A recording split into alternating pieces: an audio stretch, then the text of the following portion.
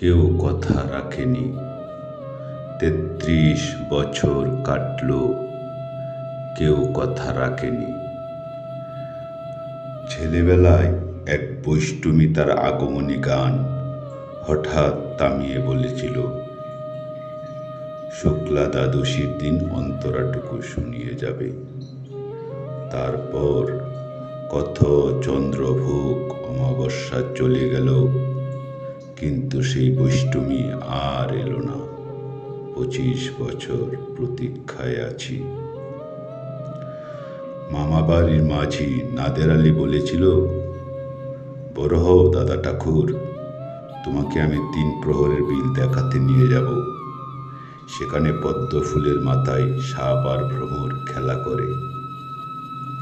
নাদের আলী, আমি আর কত বড় হব? আমার মাথা এ ঘরের চাঁদ ফুরে আকাশ স্পর্শ করলে তারপর তুমি আমায় ৩ প্রহরের বিল দেখাবে? একটাও রয়্যাল গুলি কিনতে পারিনি কখনো। লাঠি লজেন্স দেখিয়ে দেখিয়ে চুষেছে লস্কর বাড়ির ছেলেরা। ভিখারির মতো চৌধুরীদের গেটে দাঁড়িয়ে দেখেছি ভেতরে রাস উৎসব।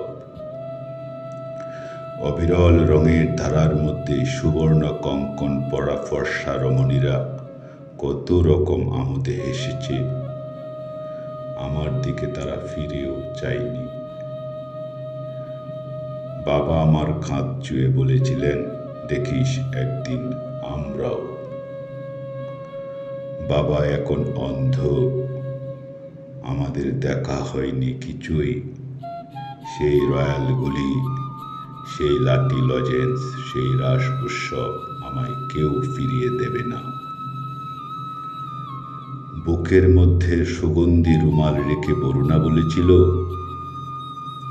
যেদিন আমায় সত্যিকারের ভালোবাসবে সেদিন আমার বুকেও এরকম আতরের গন্ধ হবে। ভালোবাসার জন্য আমি হাতের মুঠোয় প্রাণ নিয়েছি। দুরন্ত ষাঁড়ের চোখে বেঁধেছি লাল কাপড়। বিশ্ব সংসার তন্ন তন্ন করে খুঁজে এনেছি ১০৮টা নীল পদ্ম। তবুও কথা রাখেনি বরুণা। এখন তার বুকে শুধুই মাংসের গন্ধ। এখনো সে যে কোনো নারী।